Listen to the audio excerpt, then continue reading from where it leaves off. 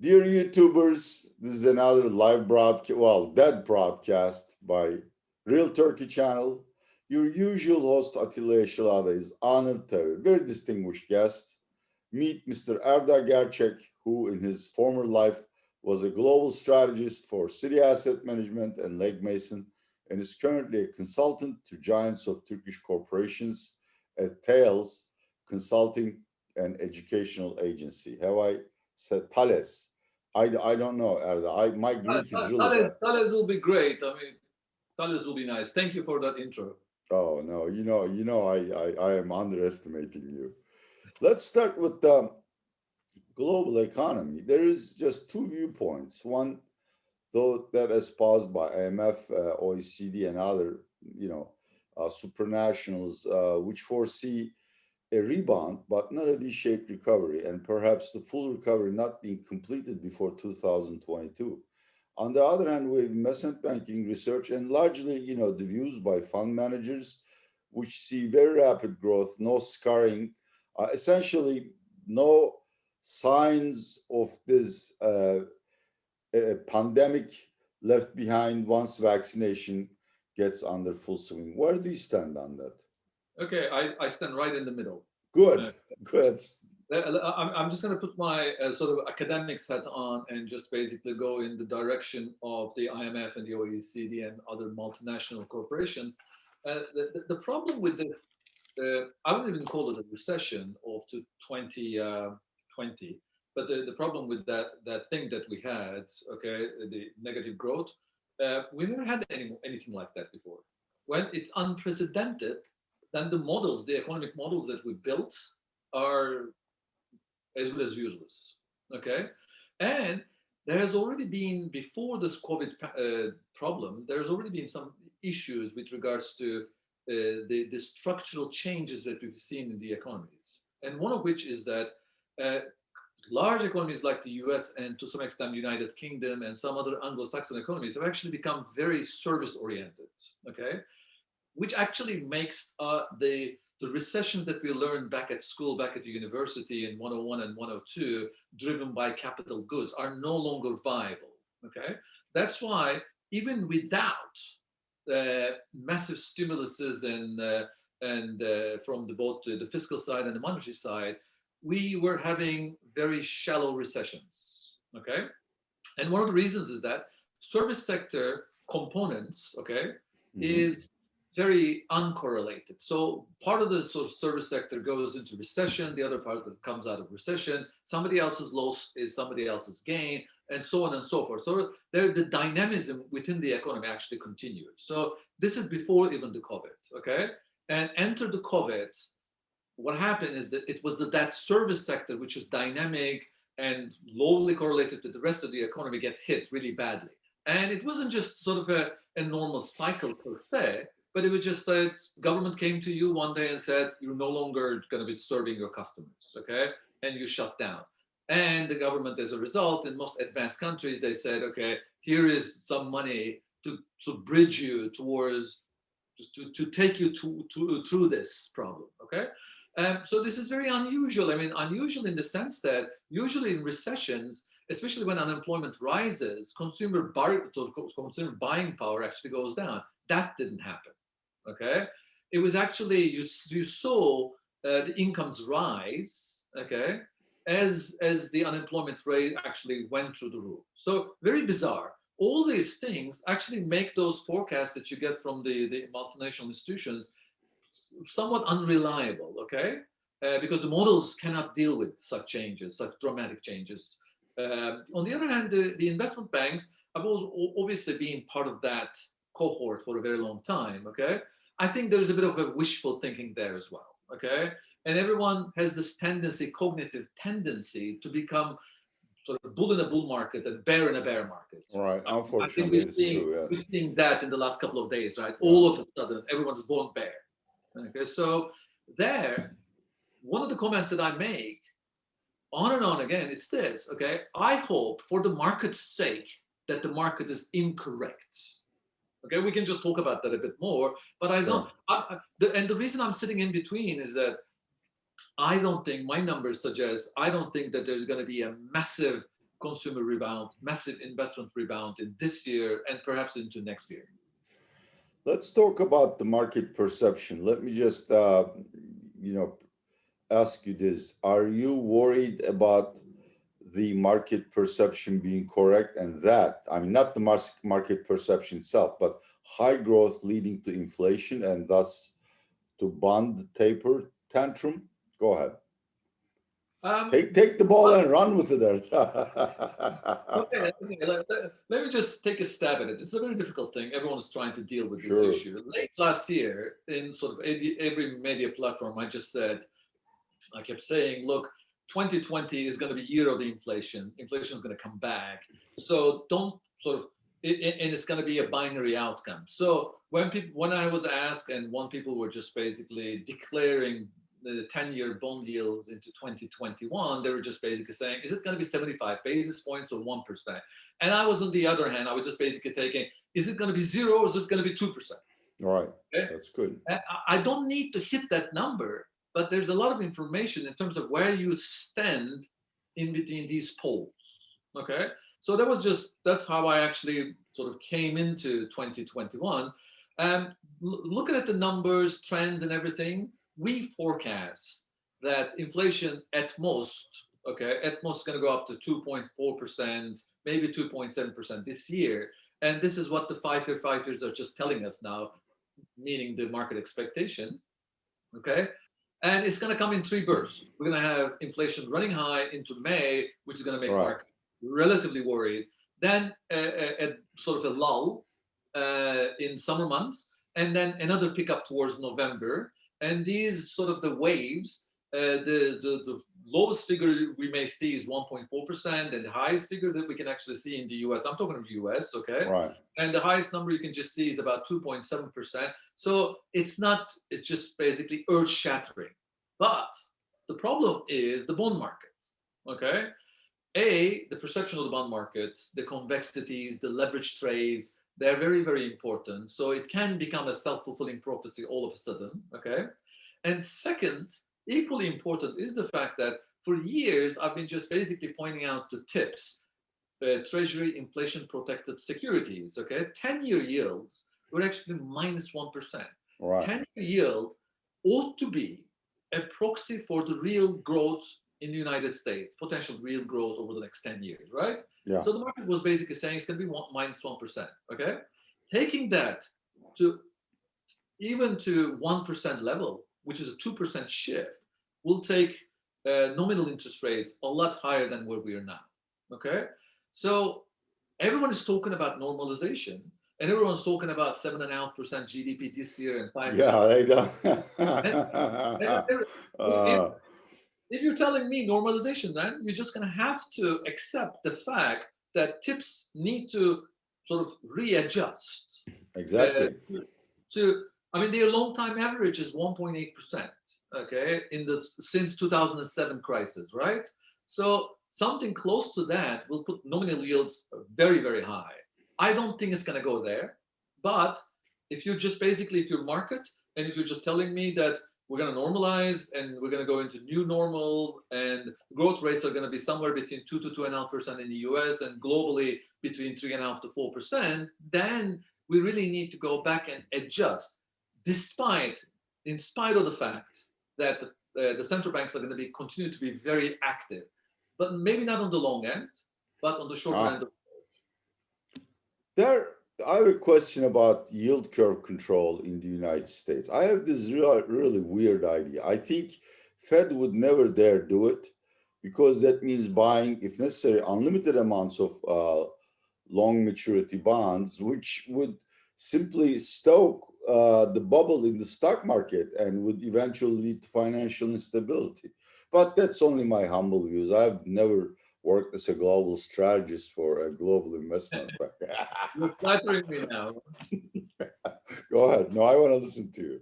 Well, look, I mean, reality is very different in the sense that if you look at we don't have too many examples. I don't want to just basically say this is what it is, but the empirical work that we have actually seen from Japan is that as you should, and from Australia as well, okay, they're very busy now. Australian Central Bank is very busy now trying to They just control. bought 3 billion something Yeah. on Friday. Now, the Japan experience basically suggests that once you go into the yield curve control and the market understands and appreciates what you're trying to do, in fact, the amount of purchases that you make are lower than you will do under a quantitative easing structure. That's interesting. Yes. And that's the only example that we have that we're working with. Okay, so it's not going to be unlimited amounts of sort of Fed buying, but it's just it may actually, if you convince that the market actually just believes in the story that you can actually control the yield curve, you may actually just taper it down a bit. It's sort of like with inflation. I don't know if you agree with it, but there is this theory that global inflation levels declined secularly over the last 10 years because major central banks convinced people or participants that they will keep inflation below 2%. But this brings us to the next question. The whole story of exit, it's sort of like, it's like alcoholism as far as I'm concerned, this QE things. It's nice to have a couple of drinks every night, but going cold turkey is very hard. How do you think Fed is going to manage that, or European Central Bank for that matter? Or could you give us a time frame where these bond purchases will be tapered? Did you say exit? I really couldn't Yeah, get it. as in exit, just out. You Um, mean there won't be any? I have serious doubts about the exit as it pertains to the size of the balance sheets in the developed world, in the US and the UK and Europe and Japan and to some extent now Australia, right? I think that stock variable, and it's very important to understand, it's a stock. The Right, fact that central bank balance sheet is huge doesn't mean that we will immediately get inflation. Okay, right. that we need to do something about it. Okay, I'll tell you, for example, a U.S. exit. Okay, and I will just basically sort of warn other emerging markets. Kids, don't try this at home. They're not they're professionals, and you are a very different sort of in a situation than they are. For example, uh, Fed or Treasury, Yellen, okay, can turn to Fed and just basically says, all these things that I owe you. Okay, you're the number one buyer of the securities, Right. not directly from me, through the market. It doesn't matter. It's the same thing. Modern monetary theory or monetization, whatever you want to call it. You own a big chunk of the securities that I issue. Okay, and you and I are from the same family. Okay, why don't we do this? Why don't I give you non-interest bearing sort of a annuity, A perpetuity. perpetuity bond and annuity bond, Right, okay, which present value is very similar to what you get now, okay, but it has no principal that I'll keep paying to you, okay, and the money that you make from those comes back to me anyway. right. So for large economies, continental economies, okay, that is really possible. The problem is mid-size economies, okay, mid-size economies that you can't really do it. Yeah. There is there's another thing that really just bothers me, and I don't know the answer honestly. I started to think that exit from Fed QE is not possible simply because growing dollar debt. The world needs more dollars. Do you agree with that, or what's the weakness of this viewpoint? There's no weakness to that point, but that leakage of dollars usually goes through balance of payment through the current account. Okay, Valery Giscard basically called reserve situation of the U.S. dollar as exorbitant privilege. Okay, but the flip side of that privilege is that the United States Right. ought to be giving current account deficits all the time. Yeah. Okay, and not every country can manage that. That's why, for example, you may recall in mid 90s, everyone was basically saying yen will become the reserve currency. And by then I was wet behind the ears. And the ex BOJ governor, I can't remember his name now, we were in a sort of seminars, not webinars, but seminars in those Yeah, days. we used to have those Yeah, nostalgic days. good old days. Yeah. And he basically, I just basically raised my hand. I just asked this question. He basically says, what are the chances of any country running current account surpluses with Japan anytime soon? Okay. There are only a few Asian countries. So you cannot accumulate reserve currency if other countries cannot run current account surpluses. It's an accounting identity. It's not a view. Okay? Could you say this? Could you say this in Chinese for those who think yuan or renminbi is going to become? Go ahead. All these currencies need to just take some space in terms of the international transactions, okay? Because the US, I've done so much work on this, okay? The Mercury hypothesis and Mars hypothesis of why US dollar is an important currency is very convenient. That's the bottom line, okay? But the reality is that US dollar dominance as a reserve currency has no precedence in the world before. Dutch guilders, Ducatis, and sterlings that never actually been this strong in the past. So there is now room for other currencies to take some of the weight, and I'm using this word specifically, some of the weight of the US dollar. Right, but not all of it. Now, let me just flip the question and get back to the debt question. I think you answered part of it. For the United States, it's no big deal. For Japan, it's no big deal. It's sort of like, debts among brothers or brother and sister, you just forgive it. But what about emerging markets and their effects or foreign debt, for instance? I think. What's the game end game? First of all, sort of a disclaimer in the sense that now I'm going to betray my past. You know me, I run emerging market money for over 20 years. But I don't believe in the emerging market as an asset class story anymore. Okay? If you just basically look at this developing world, there are now two layers. One, which at the very bottom, the dormant to emerging part, okay? They're going to have to go through, especially after COVID, they're going to go through massive amounts of debt forgiveness, restructuring, which is being discussed extensively now, okay? The ones there, which we belong to as well in the case of Turkey, that group has a very, very difficult job going forward, okay, in terms of managing their finances, okay? We criticize all the emerging markets for several issues, but one thing we cannot criticize them of is the fact that running mid-sized open economies, that was the result of the Washington consensus. We can talk about it. And just very difficult. China, for example, when you look at China is issuing massive amounts of debt, okay? And foreigners are big buyers of debt, but capital account is closed, so there's only one way in, and there's very difficult to get out, okay? And there's very difficult for locals to get out, to switch into foreign currency domestically. So it's much easier way to manage a country, okay? An economy like that. For capital sort of liberalized countries, for where most emerging markets are fall into, it's going to be very difficult to manage large amount of debt. This is why I don't believe in the story that there's massive fiscal room. Okay, let me just good point. Yeah. But let me just qualify that. Okay, we're still. I mean, if you just go through a bond bear market, which none of us, even I don't think you have ever seen a bond bear market. It's the bond bull market started in the 1980s with Paul Volcker, and it's been running ever since. And it's underpinned everything, and emerging markets being one of them. Okay. Yeah. If you're in the inflection point and the bond bear market is coming, just ignore what I'm saying now. Yeah. Okay.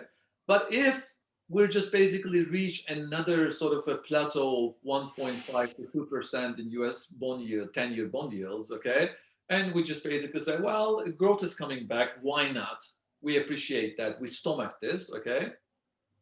Then the market is gonna have another bound of benign neglects of emerging markets structural issues. Right. Okay, everyone will get the benefit of the doubt. Okay, as a result, those countries who take that opportunity, okay, to create something good with that sort of a room that's being created, will be the stars of the next cycle. However, having said that, if you just say, Erda, what was the single word that you use the most during your time just looking at emerging markets, I will just say complacency. Yeah. Okay?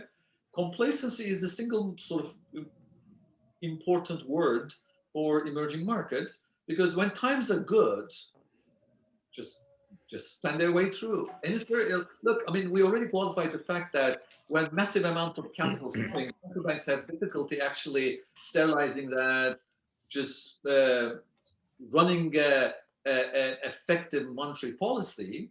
Okay, we know that already. But other reforms, macro reforms, and everything, Yeah. which actually means efficient allocation of scarce resources. We keep forgetting the fact that reforms should be done for efficient allocation of scarce resources among competing ends. This is economics. I showed up in Demir Demirgiz's Yeah.